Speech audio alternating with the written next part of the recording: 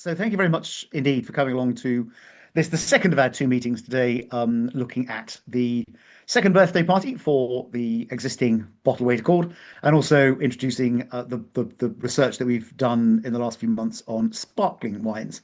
We're very lucky to be joined today by well, two special guests in person and one visiting virtually.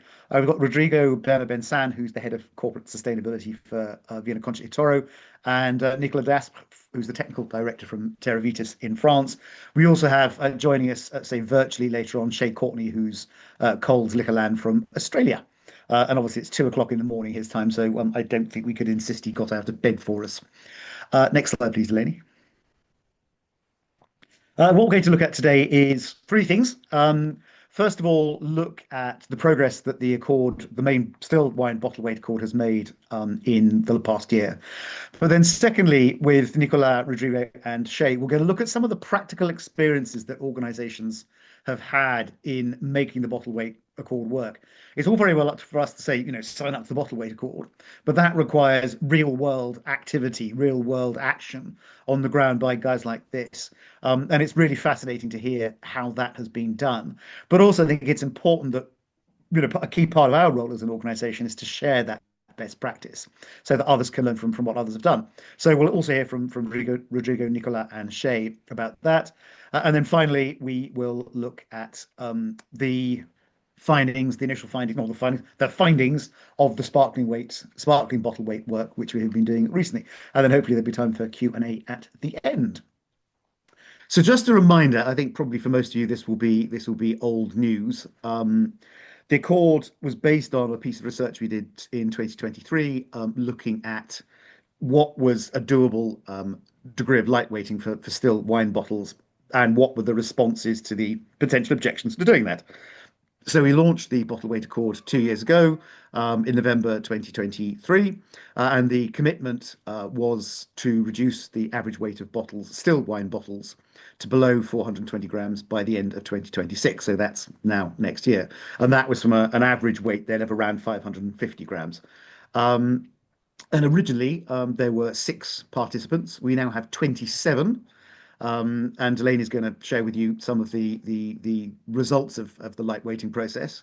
But it's a really it does a number of things. First of all, it really provides that singular point of focus. And one of the reasons we went for the 420-gram number was because that was already a number that the Canadian monopolist had. So it provides that clarity for the industry about this is where we're going and this is the target. What you don't want is a whole range of different targets that makes coordination difficult, and our role is to coordinate that change, and we think that's what we've been able to do. And now, as I say, we have 27 participants in the bottle weight accord, who, here's some lovely names of them, and as you'll be able to see, they reflect the full wine value chain, all the way from growers and producers at one end, retailers at the other, and traders and middlemen as well, and also some regional bodies.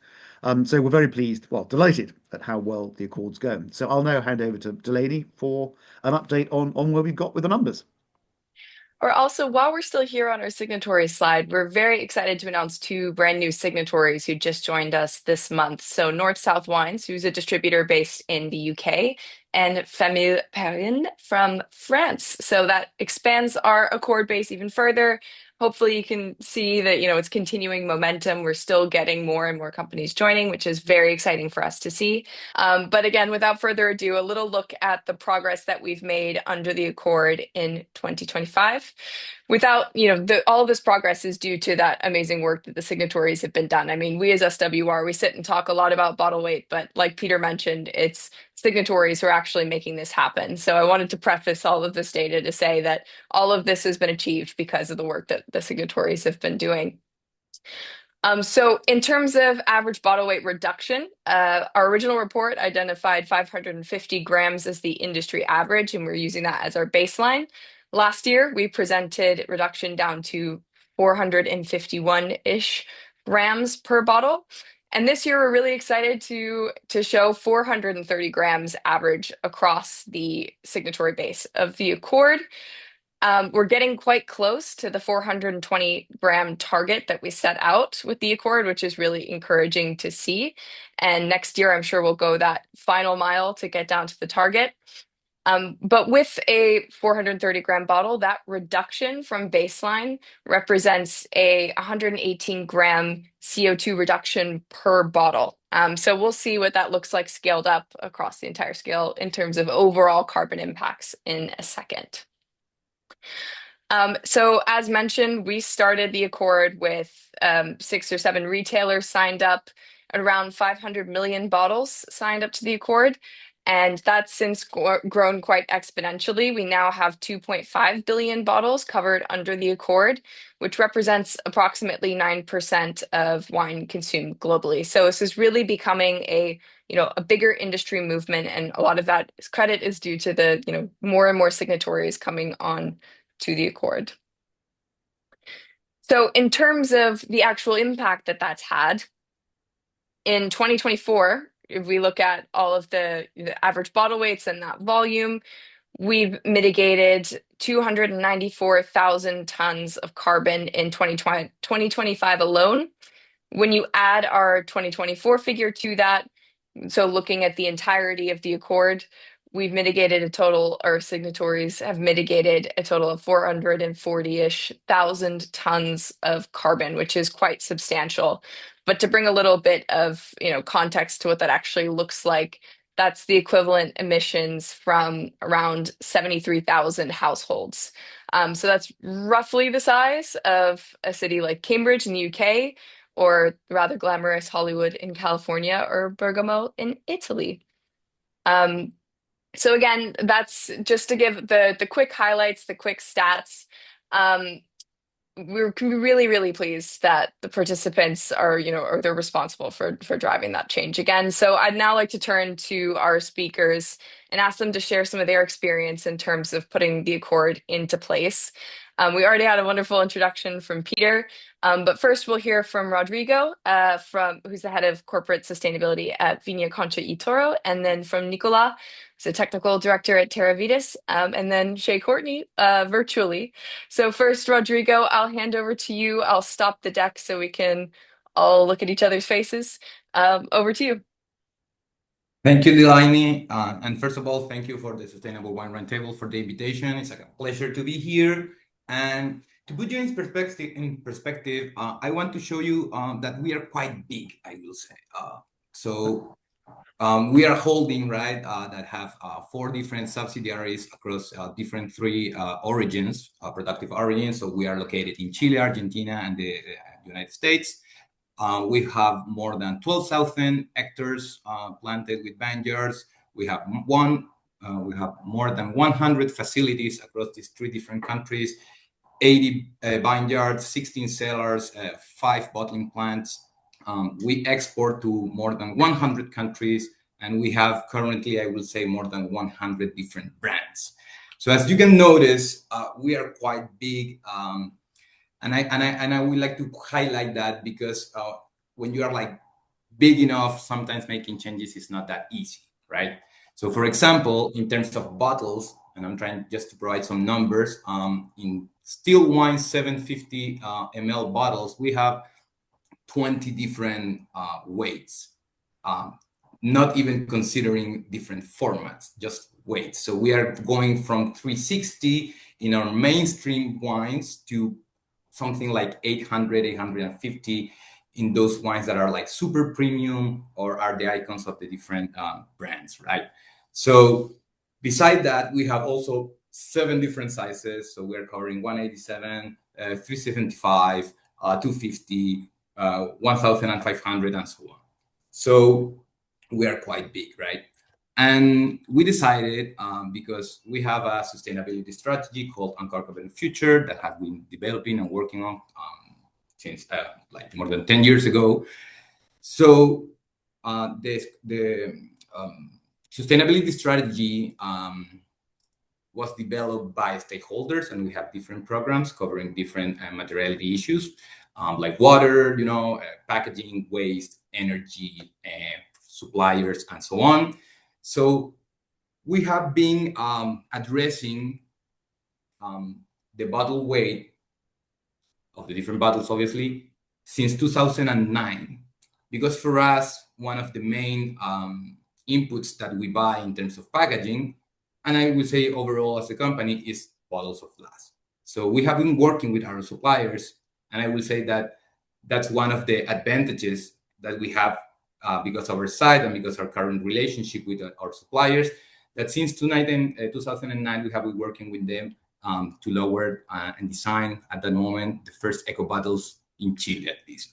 So we have a strong relationship. Suppliers are super important for us. In fact, we are trying to push them to have climate action goals, to subscribe to SBTI and so on. So we have a clear advantage because we are big enough and we have been working with them for more than 15 years, I will say. So working on designing new bottles to address the accord, it's not that it's something hard, but it's something that we are used to. Therefore, aligning in terms of our suppliers it hasn't been that hard for the last year. What are kind of the disadvantages or the challenge that we are currently facing is that are those that in one way I already mentioned. We're super big. We have 100 different brands. We export to different countries. We have different segments that we are trying to address in terms of customer in different countries. They have different preferences. The preference in the wine industry are also changing. Therefore, I will say our main challenge is to work internally with our internal stakeholders in terms of the people from the commercial teams, the marketing teams. They know what they are doing. They are addressing the needs of different customers. So changing dramatically or fastly enough the change of the bottle, could have repercussions in the different markets. So it's not that we are not moving forward. What I'm trying to say is that we are so massive and we have to work with different commercial teams and that are addressing the needs of different countries. And we have to work with different brands that are addressing the needs of those specific segments that despite the different regulations that we can find in different countries, providing a solution fast enough hasn't been done fast. Okay, we signed or we are part of the accord since October, November of last year.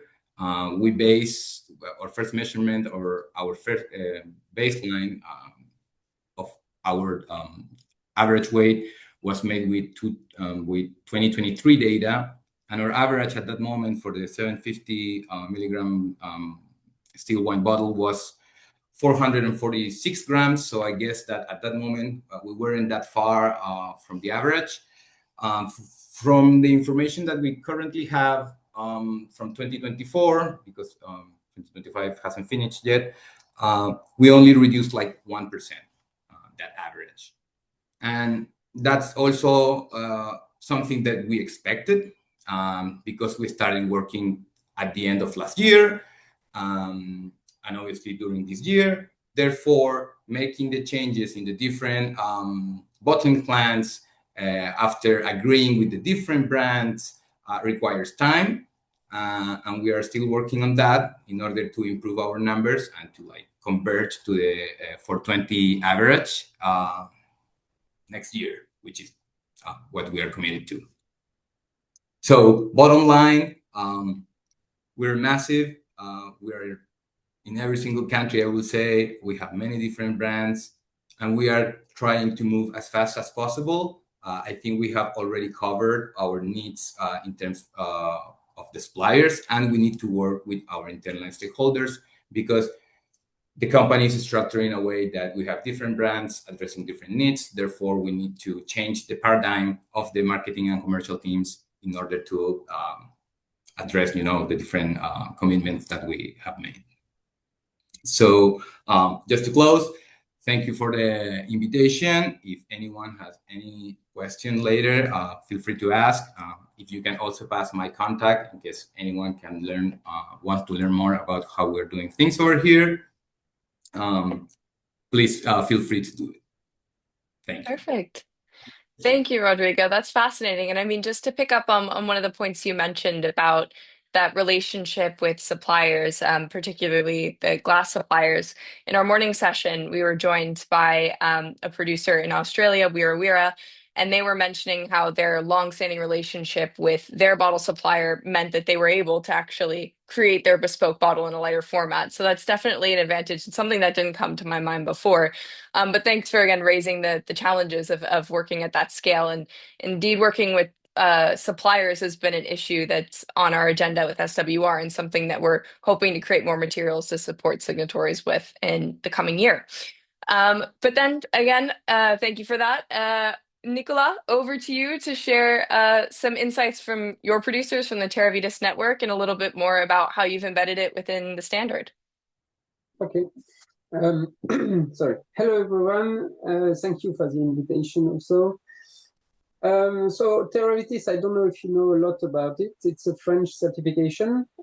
It's a membership organization holding a French environmental certification. If you want to, just to give you an idea, it's about 2,000 members in France and around 50,000 hectares and 300 million bottles. So it's just to give you a rough idea. I want to do a very detailed presentation of Terra Vitis. If you want to know more about it, you give me a call or you read the benchmark that was done by SWR. I'm not paid for this advertisement, but I think it's a very interesting work that you did on the standard benchmarking, so it's interesting.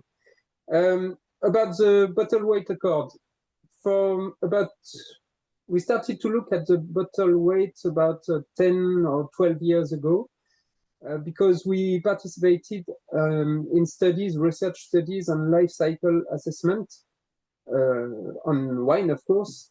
And of course, the elephant in the room was the bottle weight, especially on the carbon footprint.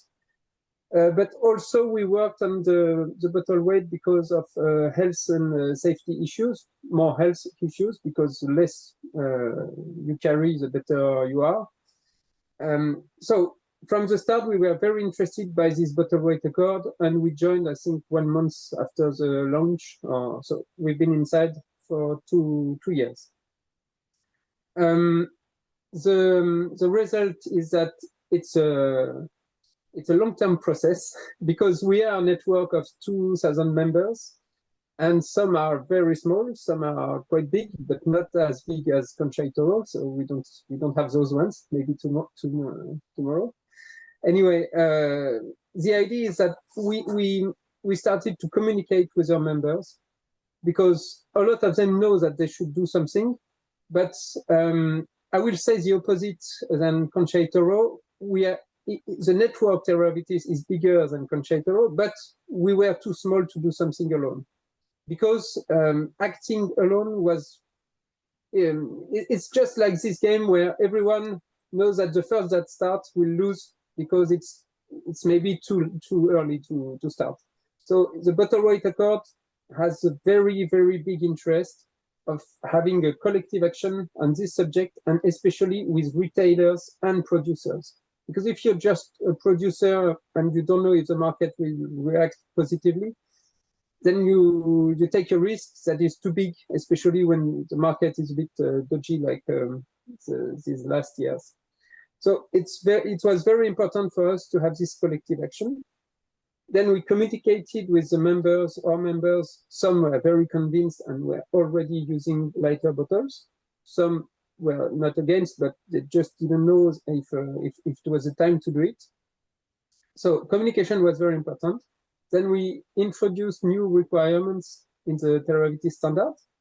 The Terra Vitis standard evolves each 2 years, so it was introduced in 2025 for the next 2 years. And the idea is that by the end, like in the bottle weight accord, by the end of 2026, we will have reached the goal, and then it will be compulsory to keep this objective for the next years. Practical challenges you will have with a report of SWR. You will have a feedback from Terra Vitis producers on this bottle weight accord and how they manage to do it in their estates. But mainly, there are no bigger challenges for us. Technical challenges, not so many. the main problem in France is that the wine sector is a land of diversity. So you have many bottle shapes, and some are not available in lighter weights. So it's quite a problem, because in some protected designation, it's compulsory to use the bottles that you have to use. Anyway, we try to work with glassmaker about this, and what we want is that most of the bottles are still in Burgundy and Bordeaux types of bottles, and those ones are available in lighter shape. So it's compulsory to reach this lighter bottle weight with those bottles. And then we have to do a lot of training and to provide support to our members, because, as I said, we are a network with 2,000 people. Some are big, but some have 10 or 20 or 25 hectares. They don't have a quality team, technical team, and consultants to tackle all the problems that they may encounter. So we really try to focus on providing the support that they need to achieve the result. I don't know if you want more details. Maybe it's easier to have questions and answers. No, that's brilliant. Thank you, Nicolas. I think it's really interesting to hear the diversity of bottle shapes certainly can impact, right? I mean, I remember back from our 6-month anniversary or 6-month update, well, 6 months ago now, we had a signatory mention that just by reducing all of their mold numbers to simple Burgundy and Bordeaux, they were able to realize a lot of the lightweight savings just because of switching to more simple standardized molds. But recognize that that's obviously not feasible everywhere. So really interesting to hear how you're working with glass manufacturers to make that happen. All right. Oh, please go ahead. Just one thing I forgot to mention. Most of the members, and almost all members who reduced the bottle weights, didn't have bag feedbacks from consumers. In fact, most of the time, the consumers didn't notice anything.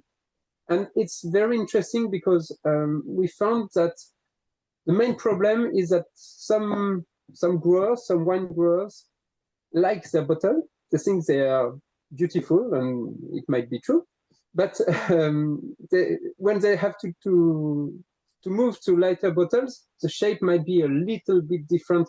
Most of the time, I don't see the difference. I'm in the wine industry, and I don't see the difference because I'm not every day with different bottles in my office. Or anyway, but for them, it's very important. But the very interesting thing to keep in mind is that most of the time, consumers don't see anything, and they still buy the wine. Of course, if it's good, if it's good quality, if it's a certified Terra Vitis anyway, you find that it's okay for you. The bottle is just a tool. Here, and I'm sure we'll hear more about that from Peter on the sparkling bottle weight front in a little bit. I'm really pleased to pass over to Emmanuelle Walton, who's the Health and Safety and Environment Manager at Wirra, to share a few of those experiences. So Emmanuelle, over to you. Hi, everyone. So perhaps I should start by setting the scene and saying that so I work for a company called Wirra Vineyards, and our winery crushes about roughly 1,500 tons per year. Just to give you an idea of our size, so we'll be considered a medium-sized winery. And so now focusing on our lightweighting bottle project. So a few years ago, back in 2021, 2022, we looked at our carbon footprint and saw that with the results of this, we saw that the glass was representing about 70-80% of our total carbon emissions. And in that context, and the context of the international context of a push towards a sustainable packaging, I think back in 2023, Delaney, you can probably tell me if I say something wrong, but I think we've had some major international retailers signing the accord. like Waitrose, Lidl, Système Boulanger, etc. And so with this context, we decided we need to do something. And so we looked at how we could reduce the weight of the one of our most famous and iconic wines, which is the Church Block. And thank you, Delaney. And here it is. And so yes, we decided we need to do something about this lightweighting this bottle. So the brief here was reduce the weight of this proprietary bottle to under 420 grams. Also maintain the features of the current bottle if we could, and all of this would of course allow us to reduce our carbon emissions, and we also wanted to reduce our costs with this bottle. So if we go on to the next slide, I thought I would talk about the challenges. So we had to choose the right manufacturer. We looked at two major glass manufacturers in South Australia, and the one we chose was the one that we had been working with for 14 years prior to this project. So they knew the bottle, original bottle, really well. There were some challenges around the solidity of the, I'm not sure if that's the right word actually, I put that word in there, but we had to make sure that the bottle was still quite solid. The light weighting of the bottle meant that we had to reduce the height of the bottle, the diameter of the bottle, as well as the punt. And the punt, there's pretty much no punt on the new lightweight bottle. I mean, there is a punt, but it's down to nothing. The cost of the molds as well was a challenge because they are very costly. I think our manufacturer had to look at purchasing 25 molds, new molds for this bottle. We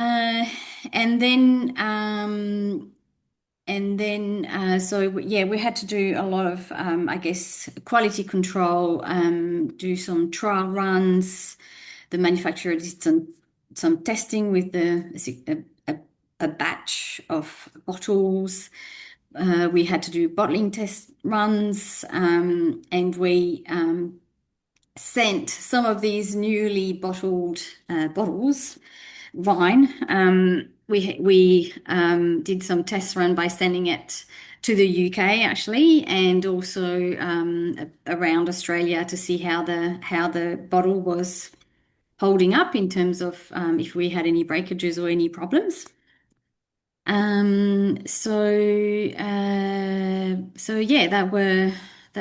what we had to face, but the results were great. So Delaney, if you'd like to go on to the next slide. So here you've got a photo of, on the left, there is the old Church Block bottle, and on the right is the new Church Block bottle. So as you can see, the new bottle is slightly smaller and thinner in diameter. I don't know if you can see it properly. I don't know, Delaney or Peter, are you able to see that? Yeah. Mm-hmm. Yep. I get the nod. The weight was reduced by 137 grams down to 410 grams. So that's a reduction of 25% in terms of the weight, which is really good. Of course, that means a significant reduction in carbon emissions. Our first bottles were produced back in October last year, and they're just starting to hit the market now, which is very exciting. One of the most important things is that we can't see, well, if we have the two bottles standing together, we can see the difference, but on the shelves, They're just they're just going to be on their own. We're not going to have the two different types of bottle together. So really, I think we've done a great job in maintaining the current look. That represented an annual saving of between $40,000 and $50,000, which is great. And I think we are one of the first lightweight proprietary bottles on the market at the moment. And the added bonus is that we were able to fit more bottles in a pallet because the diameter is smaller. So that meant that yes, we were able to fit more, and that represented. So if we talk about on a 20,000 dozen bottle run, that means what did I write there? Sorry, we can fit. Yes, so that means an increase in an extra 42 pallets. So yeah. That's brilliant. the outcome of the project, and yeah, that was a great project. It was managed from start to finish by my colleague Christopher Miller. Unfortunately, he couldn't be here with us tonight, but yes, well done to him because he's done a really good job. All right. Well, again, thank you, Emmanuelle. Quickly pull up our third and final speaker of the day, Shae, again, fast asleep at this point, hopefully. But just to give a little bit of context from the retail side, from Coles Liquorland in Australia. Well, hello, everyone. I'm Shae Courtney, the National Quality and Sustainability Manager for Coles Liquor. And across our nearly 1,000 liquor stores and more than 800 supermarkets, we're very proud to be supporters of both the Sustainable Wine Roundtable and the Bottled Weight Accord, which celebrated its second anniversary just recently. We're delighted at Coles to be supporting such an important part of the sustainability framework for the liquor and alcohol retailing industries. This is one of the most important parts of our packaging journey and really testament to the work that we've been carrying out over the last 2 years on our own brand, liquor, wine, spirits, beer, and RTDs portfolio. But within wine, this is really a most significant part for us. So what we've been doing over the last 2 years is really looking at lightweighting SKUs where it makes perfect sense to do so, across a range of price points that really, as the most emissions intensive part of the packaging, we think is a real signal to customers of our commitment to an important part of the sustainability journey. We're looking to communicate that more clearly on pack and elsewhere, and we're looking to support the Sustainable Wine Roundtable and the Bottled Weight Accord in doing so. Some of the most important parts for us as a business and through this journey of lightweighting really focuses on the partnership that we have with suppliers.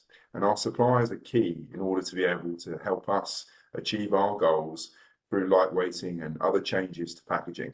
It's not just lightweighting of glass bottles in the wine category, it's right across our beer, wine and spirits categories, across cartons that we've moved from a particular type of cardboard to brown board, which has increased the recycled content and the recyclability of those cartons.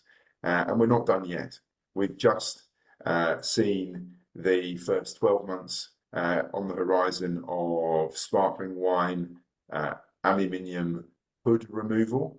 So we did that as a key part of our initiatives last year, and that was really significant for us across 6 sparkling wine SKUs, so that we can really signal not only that we're doing everything we can to improve packaging, but also improve the customer experience with it.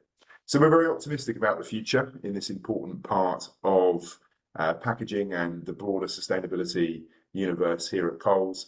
We can't wait to see what's in store, but we couldn't be happier and more supportive of the work of the Sustainable Wine Roundtable in its incredibly important and meaningful work going forward. So happy second birthday to you, and we look forward to celebrating many more in the future. Alrighty. Well, brilliant. Well, again, thank you, Nicolas, Rodrigo, and Shae for jumping in to share a little bit more about the actual what it takes to make this happen. As you know, as part of our data collection, we also ask signatories to provide a little bit of a narrative comment, like you all have just done.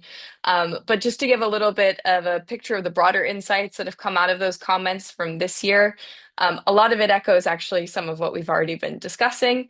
But I think one of the things that was most notable that we saw from the signatory comments was the fact that, as you mentioned, Nicolas, the bottle weight accord provided a vehicle for something that signatories already kind of knew needed to happen, but because it was a collective approach and because everyone was involved and it was involved across the supply chain, participating in the bottle weight accord really gave that impetus to act, whereas otherwise there might not have been.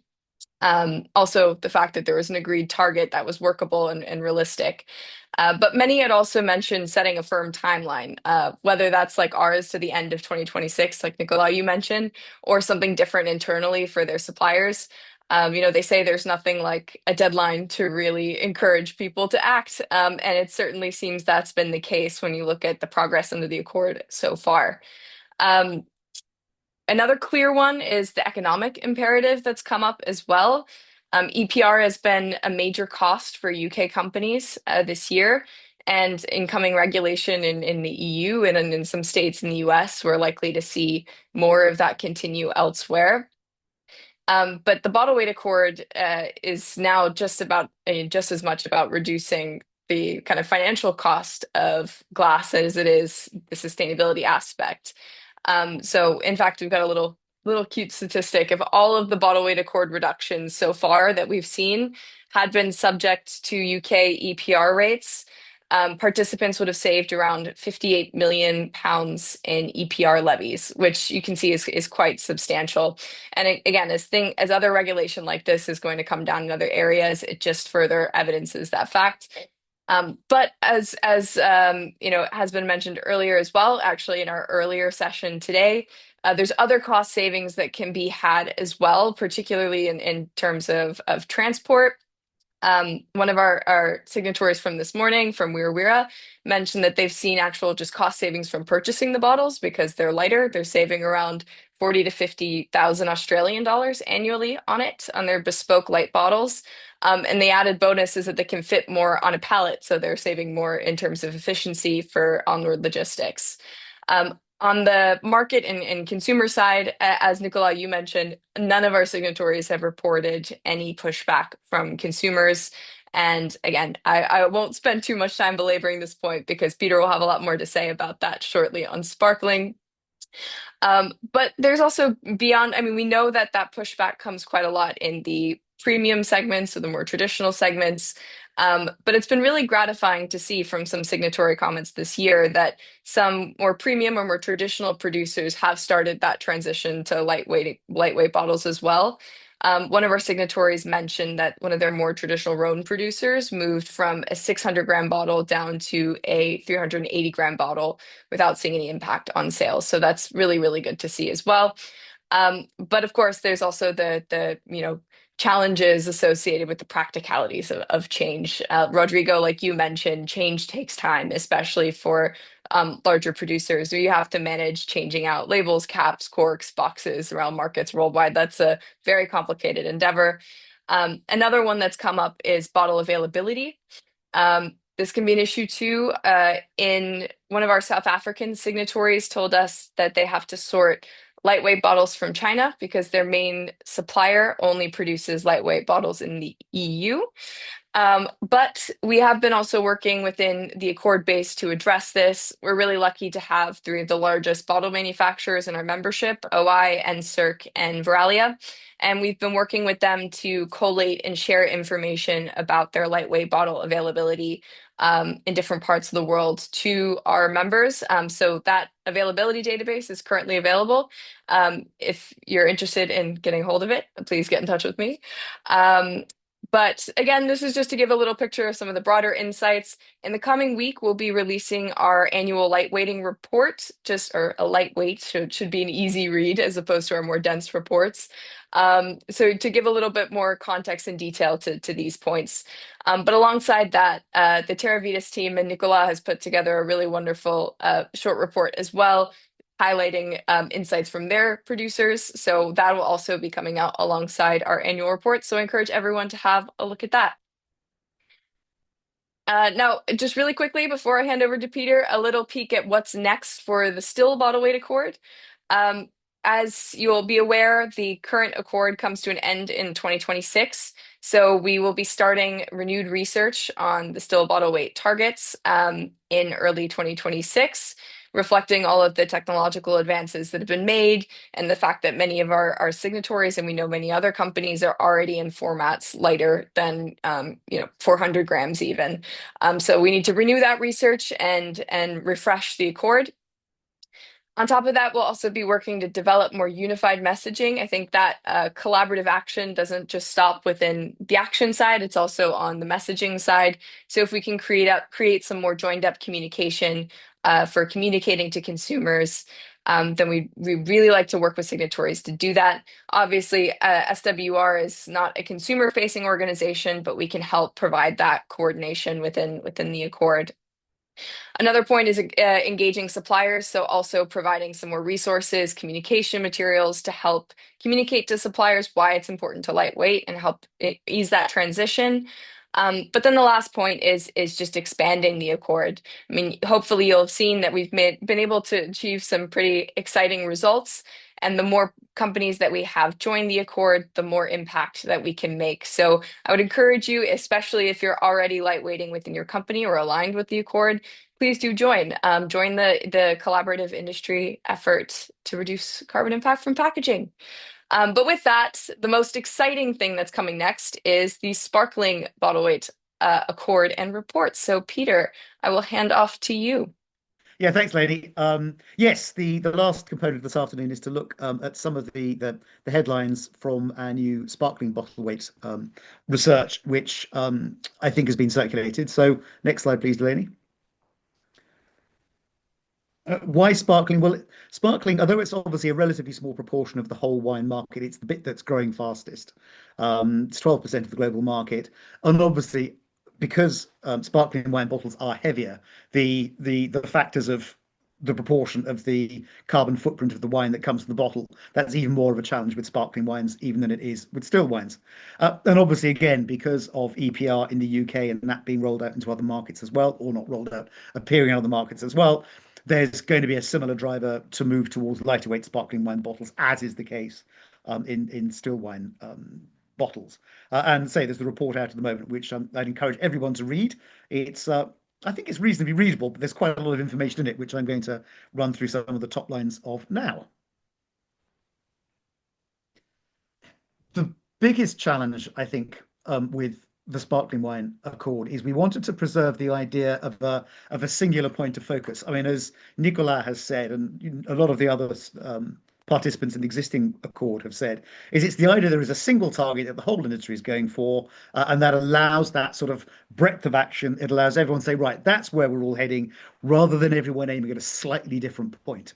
We want to try and preserve that as far as possible in the case of sparkling wines, but obviously it's more complicated for two reasons. First of all, sparkling wine bottles have technically a much tougher job to do.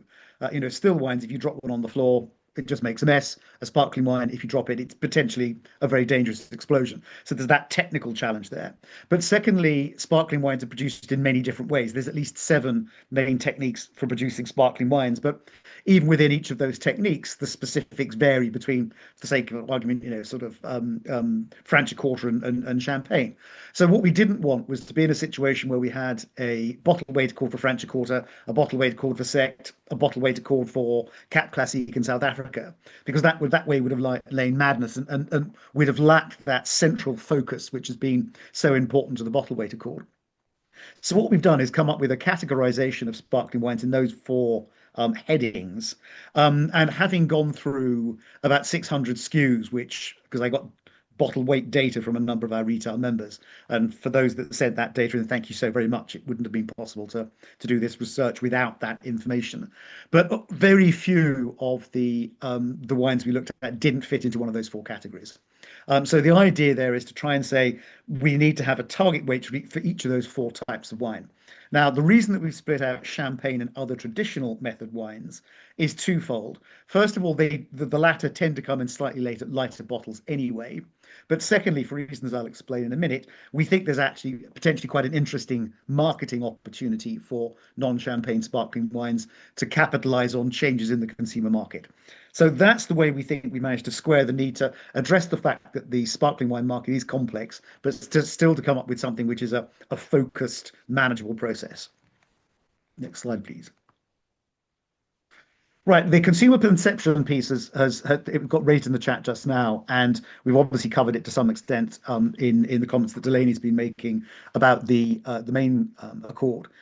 I mean, the reality is that, yes, absolutely, there are certain demographics in certain markets where that association between a heavy bottle and the perception that quality of wine is better, that still persists in some areas of the world. I mean, you take California, they still think 600 grams is quite light for a still wine bottle, but not our 420.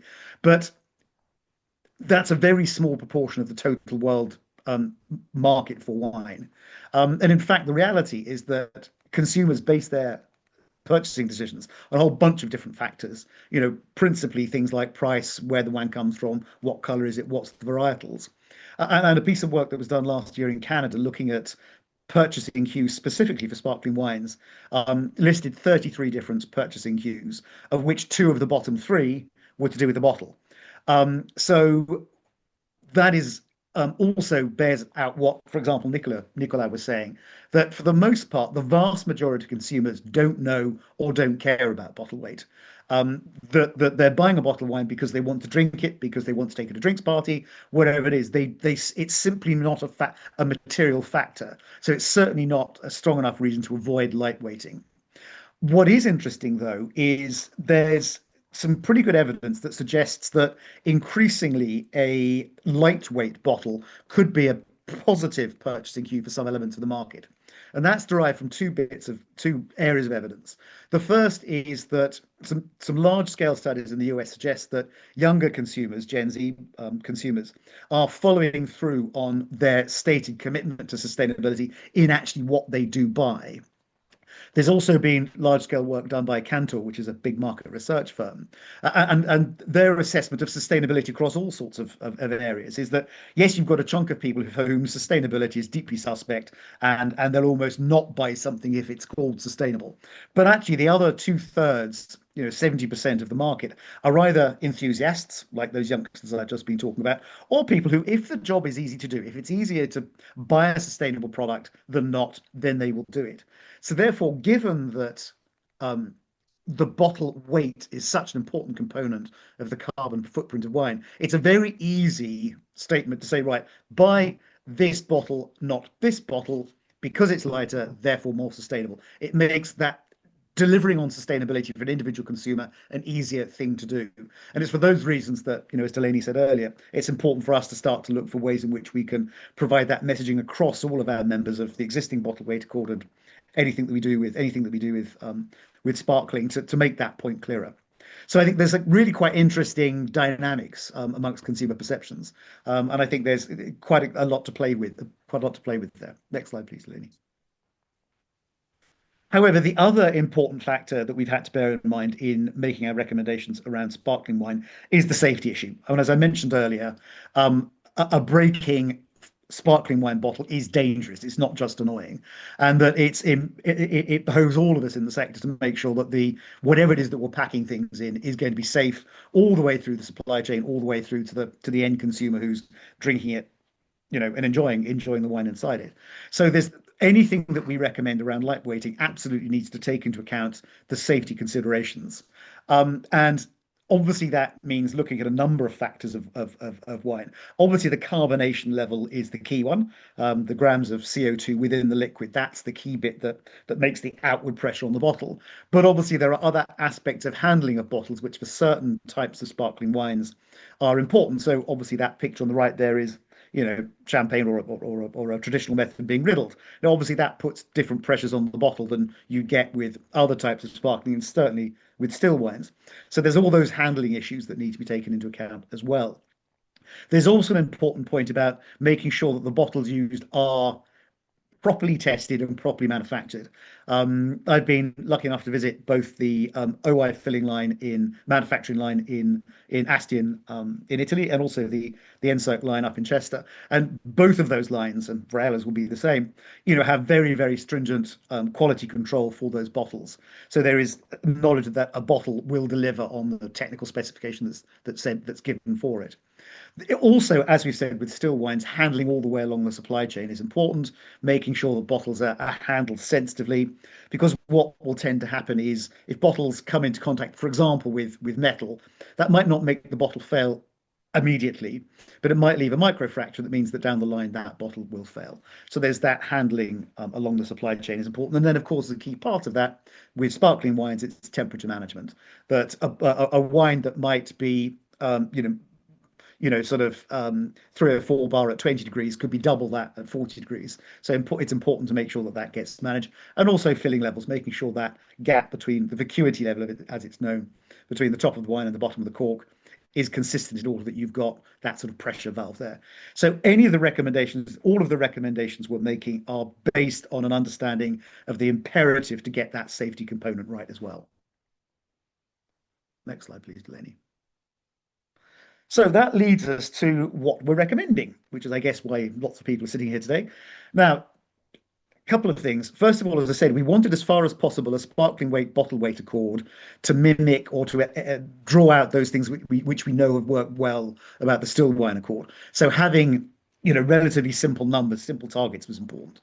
But secondly, what we did with the still wine accord is obviously the portfolio average below, in the case of still wines, below 420 grams. Now, given what I've been saying about safety considerations, setting a target below for sparkling could be considered dangerous. So what we've done is set an average towards a target weight.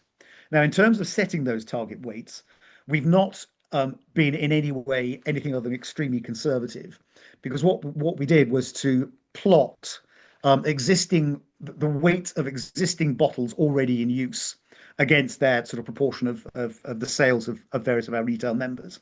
And we've taken a line in each case where there is already a significant proportion of those wines in each of these 4 categories in bottles of that weight being safely used. So take Charmat method as an example, because that's obviously the biggest proportion of the market. There are actually an awful lot of Proseccos, particularly in bottles as light as 540 grams. I mean, I visited Pizzolato in Italy last year, and they've used an OI 540 gram bottle for a number of years. And I know Verallia has a 580 gram Prosecco bottle, which can take up to 10 grams of CO2 per litre. So that's, getting into champagne territory. So, but we felt if we went for that sort of lightest available, that would potentially be seen by some as risky. So what we've gone is to go, again, as we did with still, we didn't go for what we knew were the lightest bottles being used, because when we put the still bottle weight accord together, we already knew that many people were in bottles at sort of 350, 360. So we've gone for what we consider to be a responsible but doable weight. So that's where those targets come from. And obviously that means that there's been a compromise around what we think might have been possible to achieve in terms of greater carbon reduction. But equally, if we ended up making recommendations that then ended up with bottles failing, then that wouldn't have been sustainable as a means of moving forward. So those are the recommendations, those are the weights. And where we go next, last slide, I think. Oh, yeah, read the full report. Next steps. Yeah, I mean, obviously the intention is that this research, as the research we did on still wines a couple of years ago, provides the basis for a sparkling wine bottle weight accord. So we'll consult with people, which is this meeting's part of it, over the coming months, and then launch the accord sometime sort of late winter, early spring. And then you can read the report and enjoy reading it, perhaps over a glass of bubbly. Brilliant. Thank you very much, Peter. I found it fascinating, and you definitely deserve a glass of sparkling after working through all of that, research. At this point, we'll open up to Q&A. So if you have any other questions, please feel free to drop them into the chat. See, we've already addressed the consumer perception question, but if you have any other questions, please feel free to drop them in there.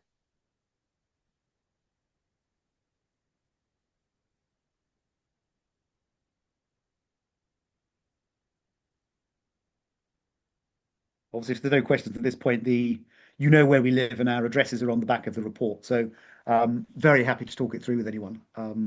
It's certainly been an interesting thing to do, and we're very pleased, obviously, with the main bottle weight as well. Yeah, absolutely. Well, then, in that case, like Peter said, you know where to find us. You can reach us through, oh, we actually have another question. Here we go. For Nicolas, how many of your Terra Vitis members use mobile bottling plants? Is this a source of difficulty? It's a good question. I don't have the answer. I don't have the answer about the number of members who use mobile bottling plants. But what we did is also to discuss the matter with the providers, because most of the times the mobile bottling plants are not their own lines. It's a provider. And those providers are doing the job with many wine growers, and for them it's not a problem. Going with bottles of 400 grams, it doesn't mean any technical problems. If you go really under, we have members who started to use 370, 380 grams bottles. And with those bottles, you have to be a bit more careful when you store the filled bottles. But yes, with 400 grams bottles, there were no problems. You will see in the reports, the feedbacks we had, we choose some members with their own bottling line, and some with providers doing the job of bottling the wine. And the result was exactly the same. If you don't go really under 400, it's not there's no subject. Brilliant, and something that we need to factor into the next cut of the report. We have another question just to pick up on that. I mean, just anecdotally, when we were doing the still wine bottle report a couple of years ago, I spoke to quite a lot of smaller scale producers, couple in New Zealand, couple in Australia, Italy, and France, all of whom said they were using mobile lines. And as you said, Nicolas, as long as the bottles are carefully handled, they weren't experiencing great problems. But I think that's the thing. It's all about that handling of bottles. Emma's asked about research or published evidence on. When I was looking at the SKU detail from our members, there were one or two traditional method wines that were in bottles as light as that. You've got 550, but I don't know whether that might have been a data error, because it was well out of the norm. So the answer to the question is, I've not seen any, but if you look at some of the technical stuff, it may be feasible, but I think for the time being, that's not where we want to go. But there's not evidence around that. If I can add something about that, sometimes you have to be careful about the goal you put, because of course some bottles might resist being a lot lighter, but if you have to reject half of the bottles because they have a very small error in in the design, then I'm not sure that the ecological side is very interesting, and the economical side is also very difficult. So it's always a balance. I mean, that's exactly what you presented. We have to find the right balance to make it feasible and to achieve better results. That's exactly it. It's, what we don't want is, we're not doing our job for sustainability if a whole bunch of bottles explode, irrespective of any safety agenda. And yeah, so we've got to be responsive about what we talk about. Right. Any final questions from the chat? Right. Well, thanks for coming on, everyone. Thank you so much for coming, Nicolas. Rodrigo, thank you very much for joining. It was really fascinating to hear from you. And please do keep an eye out. We'll be dropping the annual report next week, along with the recording of this in the morning session. So if you'd like to hear us talk again, you're welcome to. But otherwise, thank you everyone for joining. Thank you, Nicolas. Thank you, Rodrigo. Bye. Brilliant. And thanks everyone for coming along.